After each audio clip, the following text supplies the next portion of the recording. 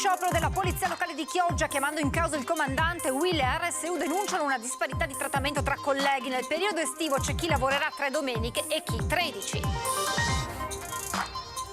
7 comuni dell'area metropolitana di Venezia hanno sottoscritto un protocollo d'intesa per la sicurezza che prevede tra l'altro il potenziamento delle telecamere e del sistema di videosorveglianza.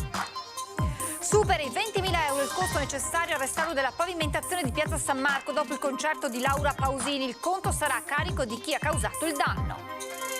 93 milioni di euro per il Bosco dello Sport, oggetto di un'interrogazione parlamentare di Più Europa. Il finanziamento sarebbe stato concesso definendo un'area degradata che invece non lo è. A Venezia il taglio del PNRR che il governo Meloni chiederà a Bruxelles mette a rischio l'arrivo di 27 milioni di euro per 16 progetti, soprattutto nell'entroterra, la denuncia del Partito Democratico. Un 54enne di Milano ha perso il controllo dell'auto che è finita prima contro il cancello e poi contro il muretto di una recinzione di una casa, incidente questa mattina a Campodarsego. Il servizio meteo regionale prevede rovesci e temporali fino alla mattina di sabato, probabili temporali intensi con forti rovesci, forti raffiche di vento e grandinate. Buonasera e ben ritrovati con le notizie da Venezia e provincia. In primo piano, giornata di sciopero per la polizia locale di Chioggia. Chiamando in causa il comandante, Will e RSU denunciano una disparità di trattamento tra colleghi. Nel periodo estivo c'è chi lavorerà 3 domeniche e chi 13. Il sindaco Armelao si propone per una mediazione. Lasciate allo sbando, vogliamo rispetto ed equità. I cartelli di protesta ai cancelli del municipio di Chioggia li hanno affissi gli agenti della polizia locale che denunciano una disparità di trattamento e di carichi di lavoro tra colleghi nella turnazione festiva domenicale. Falliti i tentativi di conciliazione in prefettura, la funzione pubblica della UIL e la RSU del comune di Chioggia hanno proclamato lo sciopero della polizia locale. I lavoratori vogliono lavorare con dignità e vogliono lavorare in maniera equa. Non può essere che chi organizza questo servizio, ovvio il comandante, abbia di fatto diviso il corpo in 2 tra chi lavora in ufficio e chi lavora all'esterno, e il carico domenicale è scaricato solamente su chi lavora all'esterno. Insomma, tra giugno e settembre da un lato c'è chi lavorerà solo 3 o 4 domeniche, dall'altro chi invece di domeniche al lavoro ne trascorrerà 13, 14, 15, forse anche 16. I problemi della polizia locale non sono esplosi adesso, sono problemi di vecchia data e noi abbiamo già iniziato un dialogo anche l'anno scorso, insomma, con il sindaco. Sicuramente il sindaco avrà un ruolo cruciale nel risolvere questa situazione e auspichiamo appunto di riprendere anzi immediatamente il colloquio. In questi giorni il comandante non è in città. Intanto, forte anche di una lunga militanza nel sindacato di polizia, il sindaco di Chioggia Mauro Armelao appare il candidato ideale alla mediazione nel rispetto dei compiti di ognuno. La politica dà le direttive politiche e il comandante con i propri ufficiali collaboratori gestisce la parte dell'organizzazione dei servizi. Visto che si è arrivati appunto allo sciopero, mi prenderò in mano in prima persona questa situazione, però chiedo chiaramente che la stagione estiva sia quantomeno terminata. Intanto però a Chioggia c'è polemica anche sulle precettazioni allo sciopero in quanto servizio pubblico essenziale. 5 agenti, mentre secondo i sindacati dovevano essere 4. Potenziamento delle telecamere e del sistema di videosorveglianza è quanto prevede un protocollo di intesa per la sicurezza sottoscritto questa mattina a Venezia, a Corner, da 7 comuni dell'area metropolitana di Venezia. Annone Veneto, San Donà di Piave, Musilia, Connoventa di Piave e Martellago, Mira, San Michele al Tagliamento, Vigo Novo e Chioggia. Insieme 7 comunità del Veneto orientale hanno sottoscritto questa mattina in prefettura a Venezia un protocollo d'intesa per il miglioramento della sicurezza urbana. A firmare sono stati i sindaci delle diverse amministrazioni locali. Regista di questa importante sinergia il prefetto di Venezia, Michele Di Bari, in quanto rappresentante del governo sul territorio, che non ha nascosto la soddisfazione per il risultato raggiunto. Credo che questa mattina ci sia stata scritta una bella pagina sulla sicurezza della città metropolitana, perché ben 7 comunità attraverso i loro sindaci, hanno sottoscritto un patto per la sicurezza, cioè questo patto che prevede la realizzazione di numerosi impianti di videosorveglianza che costituiscono un tassello importante per la sicurezza urbana. Nell'accordo ci sono vari punti, tra i quali l'inserimento di nuove telecamere e il potenziamento dei sistemi di videosorveglianza nel territorio. Il prefetto ha valorizzato il ruolo dei primi cittadini, nessun commento invece da parte del prefetto sulla questione migranti, altro tema scottante di quest'estate, con l'intento di evitare diatribe e stemperare sul nascere ogni possibile tensione. I sindaci sono i protagonisti di questa sicurezza che insieme al prefetto e alle forze di polizia cercano di creare le condizioni migliori per assicurare alle locali comunità una sicurezza che sia non soltanto fattiva, visibile, ma anche percepibile. Supera i 20.000 euro il costo per il restauro della pavimentazione di Piazza San Marco dopo il concerto di Laura Pausini. Il conto sarà a carico di chi ha causato il danno. Benvenuti a Laura Venezia. Il conto dei danni per i 3 concerti di Laura Pausini in Piazza San Marco supera i 20.000 euro. Tanto sarà necessario per riparare la pavimentazione dai danni provocati dal palco. La stima è stata fatta dai tecnici durante i sopralluoghi che Comune, Soprintendenza e Vela hanno effettuato prima e dopo gli eventi. Forse l'alto volume della musica ha anche staccato alcuni intonaci tra la piazza e il bacino Orseolo. Di sicuro ci sono i danni ai Masegni, di cui peraltro si era parlato da subito. Queste foto sono state ricevute dal presidente dell'associazione Piazza San Marco, Claudio Vernier, che le aveva postate su Facebook e soprattutto girate alla Soprintendenza. Vela ha comunque fatto sapere che il conto del restauro e della pulizia saranno a carico di chi ha causato il danno. Nel 1976 Paul McCartney fu il primo a tenere un grande concerto in Piazza San Marco. Allora il peso del palco, trasportato e montato con camion e carri elevatori, aveva procurato danni alle rive e alla pavimentazione, aprendo un dibattito che alla soglia dei 50 anni potrebbe concludersi l'anno prossimo, quando Comune e Soprintendenza potrebbero arrivare al palco ideale per Piazza San Marco, una struttura adatta alle sue esigenze che salvi i concerti e gli eventi e soprattutto, contemporaneamente, salvi l'integrità della piazza. Il finanziamento di oltre 93 milioni di euro per la realizzazione del Bosco di Mestre con nuovo palasport e stadio in terraferma, oggetto di un'interrogazione parlamentare di Più Europa. Oggi a Cafarsetti è stata presentata una nuova iniziativa da parte di chi è contrario alla realizzazione del progetto. Il Bosco dello Sport di Mestre, finanziato dal governo italiano con 93 milioni e mezzo di euro dopo la bocciatura dell'Europa, diventa un caso in Parlamento. Il deputato di Più Europa Riccardo Maggi ha presentato un'interrogazione parlamentare. Si vuole capire in sostanza le motivazioni sulle quali si poggia il finanziamento. Secondo il consigliere comunale di tutta la città insieme Giovanni Andrea Martini, il finanziamento sarebbe stato concesso definendo un'area degradata che invece non lo è.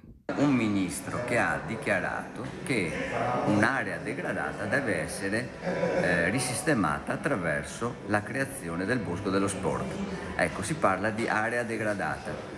L'area degradata non è, sappiamo che è un'area florida, che è un'area coltivata a mais e a soia e quindi degradata non è. Allora perché un ministro dice una cosa del genere e perché 93 milioni vengono stanziati? A Cafarsetti con il deputato in videocollegamento erano presenti il coordinatore del gruppo Più Europa Venezia Michele Scibelli, Silvia Nalin, componente di Assemblea Nazionale di Più Europa, e Michele Boato del Forum per Mestre e Venezia, Daniela Giadresco, prima firmataria della lettera appello, che chiede chiarezza sottoscritta da oltre 1000 cittadini. Capire come i soldi che sono stati negati al progetto dall'Europa siano invece concessi dal governo e presi, tratti dal piano nazionale complementare. La domanda è più che lecita, dato il fatto che le finalità sono le medesime. Boato pone una soluzione alternativa, Marghera. Ci sono 2.000 abitanti in meno a Venezia e a Mestre, 2.000 in meno all'anno. Perché non ci sono case? Ma perché tutte l'enorme quantità di case pubbliche vuote non vengono restaurate con questi fondi? A Venezia il taglio del PNRR che il governo Meloni chiederà a Bruxelles mette a rischio l'arrivo di 27 milioni di euro per 16 progetti, soprattutto nell'entroterra. La proposta di taglio di 16 miliardi di fondi PNRR che il governo porterà a Bruxelles avrà forti ripercussioni anche nel territorio veneziano. L'allarme è lanciato dal Partito Democratico per bocca del capogruppo in Consiglio Comunale Giuseppe Saccà. A rischio ci sono 16 progetti per un investimento complessivo di circa 27 milioni di euro. A Marghera, dove diventa difficile a capire se si potrà intervenire nel progetto di riqualificazione del centro di Marghera, di Piazza Mercato e della biblioteca, e altresì sempre a Marghera il progetto dello skate park, come una nuova struttura per la polizia locale nel sud di questa parte importante della città. I tagli potrebbero colpire anche interventi per il sistema dei forti, Forte Marghera e Forte Manin, oppure la riqualificazione dell'ex scuola di Trivignano in polo sociosanitario o il cavalcavia che raccorda Mestre con Marghera. Il Partito Democratico ha presentato una mozione con la quale chiede al Comune di attivarsi perché si trovino altre fonti di finanziamento statali per tutti i progetti inseriti nella lista. E ci aspettiamo che la Giunta abbia la stessa solerzia dimostrata nel chiedere il rifinanziamento del Bosco dello Sport, del cosiddetto Bosco dello Sport, e ricordiamoci questo sì bocciato dall'Unione Europea. Ecco, ci aspettiamo che la stessa solerzia ci sia per questi serie di interventi diffusi nella città che sono molto importanti per progetti di riqualificazione diffusa. Emergenza migranti, l'accoglienza diffusa non può essere valutata con gli stessi criteri in tutti i comuni, lo afferma il sindaco di Vigonovo, Luca Martello, che rileva come i paesi più piccoli spesso non abbiano le strutture adatte. L'accoglienza diffusa è più sicura dell'accoglienza in centri collettivi e risponde meglio alle esigenze dei migranti e alla questione sicurezza.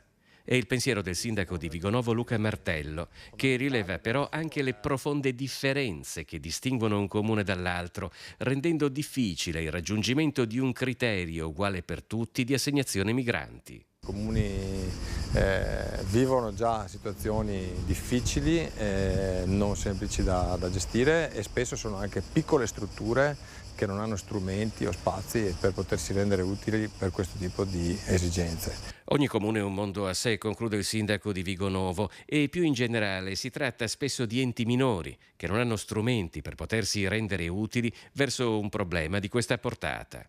È lodevole l'indicazione proprio anche dei prefetti, compreso il nostro, di trovare spazi, dare spazi e mettere a disposizione tutto ciò che si può mettere a disposizione per queste finalità. Al tempo stesso ogni comune è un mondo a sé in qualche modo, e di conseguenza è difficile trovare un criterio che possa essere il medesimo per tutti. Il servizio meteo regionale del Veneto segnala fino alla mattina di sabato 5 agosto fasi di instabilità intervallate da pause con rovesci e temporali più diffusi tra il pomeriggio di venerdì e le prime ore di sabato. Saranno probabili, specie nella seconda parte di venerdì, fenomeni intensi con forti rovesci, forti raffiche di vento e grandinate. Sulla base delle previsioni meteo previste, il centro funzionale decentrato della Protezione Civile regionale comunica che per criticità idrogeologica per temporali è stata dichiarata la fase operativa di attenzione, la fase gialla, fino alle 12 di sabato 5 agosto su tutto il territorio regionale.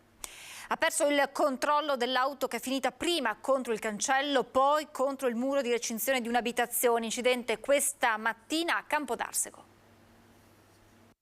Erano circa le 11 in via Caltana a Campodarsego quando un 54enne residente a Milano è stato colpito da un malore mentre era alla guida del SUV dove viaggiava con la moglie. L'auto fuori controllo è sbandata battendo il cancello di un'abitazione per poi finire contro il muretto di recinzione della proprietà. Sul posto sono sopraggiunte 2 ambulanze e gli agenti della polizia locale e della Federazione del Campo Sampierese per i rilievi. Sia l'uomo che la moglie sono stati trasportati in ospedale. Per la donna solo leggere contusioni, l'uomo è invece stato ricoverato. Disagi si sono registrati anche alla viabilità.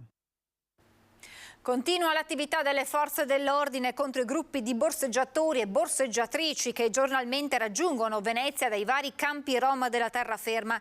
Il servizio, coordinato da Carabinieri e Polizia Ferroviaria di Santa Lucia, ha permesso di identificare 21 persone, tutte con svariati precedenti penali per furto e furto aggravato, di denunciarne 2 per violazione del foglio di via obbligatorio e di sottoporre una donna con precedenti specifici per reati contro il patrimonio al foglio di via obbligatorio dal Comune di Venezia. Ci fermiamo per la pubblicità, tra poco.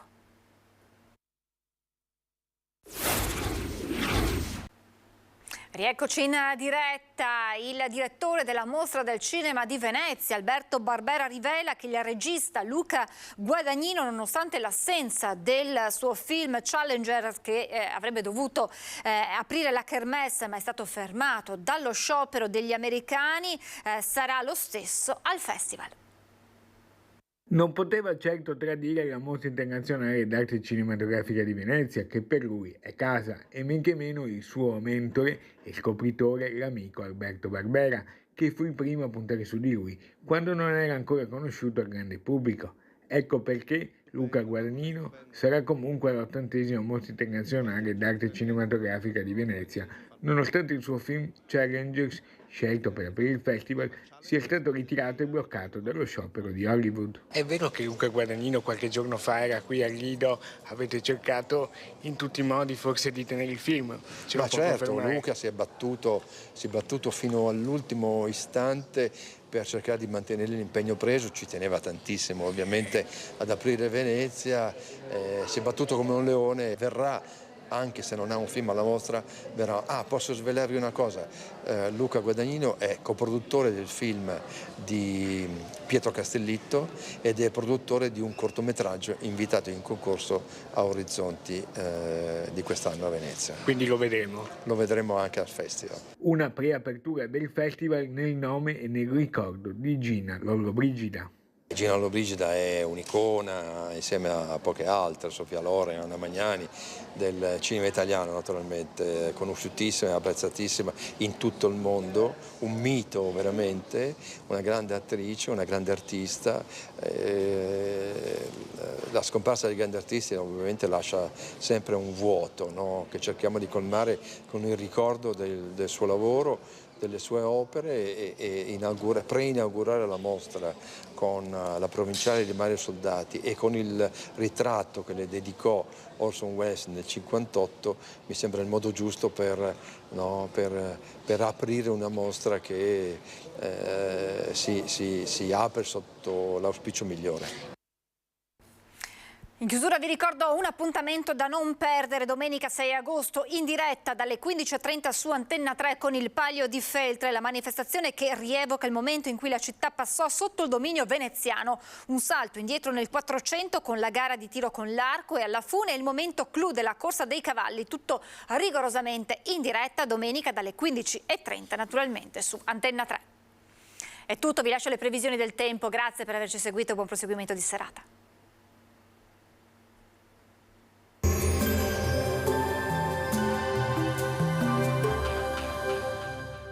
Cooperativa Agricola Volpago offre carne d'eccellenza. Ci trovi a Volpago del Montello, Pieve del Grappa, Tre Baseleghe e presso lo spaccio del contadino a Dolo e Massanzago. Benvenuti al Meteo, previsioni per venerdì 4 agosto. Sul Veneto dal mattino alternanza di nuvole e rasserenamenti, mentre a partire dal pomeriggio nuvolosità in aumento fino a cielo anche coperto. Attese nel tardo pomeriggio precipitazioni anche di carattere temporalesco sui rilievi verso sera in pianura. Temperature in lieve diminuzione con minime comprese tra i 16 e i 21 gradi, massime dai 25 ai 31 gradi. Sul Friuli Venezia Giulia cielo in prevalenza nuvoloso e durante tutto il corso della giornata più riprese saranno probabili rovesci e temporali sparsi. Qualche temporale potrà essere forte associato a piogge anche intense. Sulla costa soffierà scirocco moderato. Temperature minime intorno ai 22 gradi, massime tra i 25 e i 27 gradi. Sul Trentino Alto Adige cielo molto nuvoloso con la possibilità di precipitazioni a tratti diffuse anche a carattere temporalesco, temperature massime in netto calo. Temperature minime intorno ai 23 gradi, massime sui 31-32 gradi. Dal meteo è tutto, arrivederci.